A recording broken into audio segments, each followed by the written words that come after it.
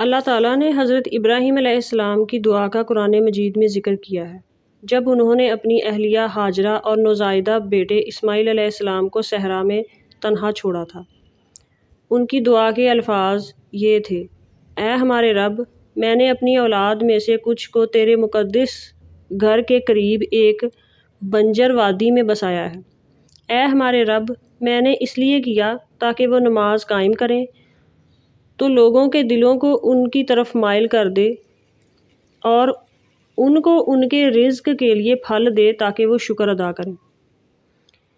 اللہ تعالیٰ ان لوگوں کو آزماتا ہے جن سے وہ محبت کرتا ہے۔ ہمیں اس میں کوئی شک نہیں کہ ابراہیم علیہ السلام اللہ کے خلیل تھے، پھر بھی انہوں نے آزمائشوں کا سامنا کیا، جو ہمارے لیے ایک یاد دہانی ہے کہ آزمائشیں ہمیں اللہ کے قریب کرنے کے لیے آتی ہیں۔ انتہائی مایوس کن حالات میں بھی اللہ پاک آپ کے لیے نکلنے کا راستہ بنا دے گا۔ اللہ پر بھروسہ کرنے کے بعد ہمیں خود بھی کوشش کرنی چاہیے۔